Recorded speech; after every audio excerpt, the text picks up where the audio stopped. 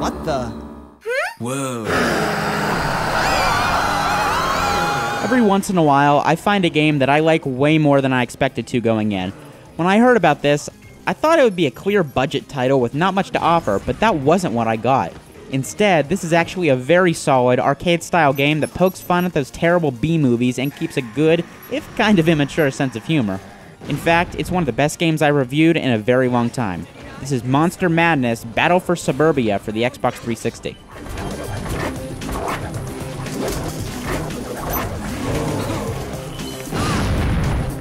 Monster Madness Battle for Suburbia follows 4 teenage kids who each fulfill a different stereotype, as their town is overrun with monsters.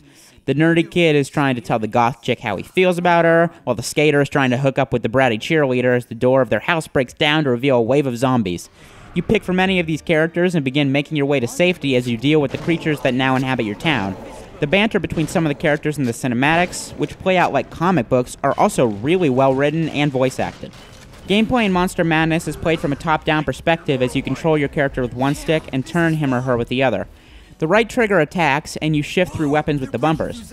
The game reminded me a little bit of the Dead Ops arcade mode in Black Ops or Smash TV, although you don't automatically shoot while you aim like you do in those games.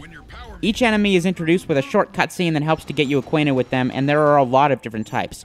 You start off just facing zombies, but you eventually fight zombie dogs, evil clowns, like there's any other kind, fire imps, and even a grandma, each using a different attack style.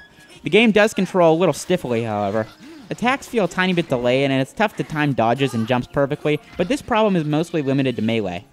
Monster Madness Battle for Suburbia also includes an upgrade system through one of the game's main characters that lets you trade in things like nails and screws to make new weapons. Nail guns and pipe shotguns are extremely useful for holding off lots of enemies at once, and these can be upgraded later when you have even more supplies. I found myself much more comfortable at range than in melee, and the nail gun is great for taking down lots of targets. You'll also have access to some vehicles, like a swan boat and a sort of go-kart thing to take out enemies and make your way across the level.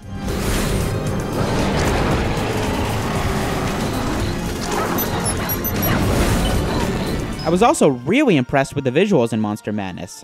Although it doesn't look amazing, the comic book type moments that the game uses are really stylish and sharp looking, and this actually translates well to the 3D gameplay, something that is much harder to do than you might think.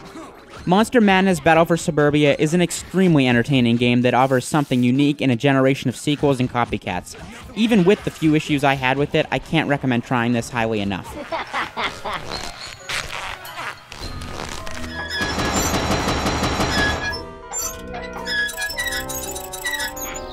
Clowns eat people, dude!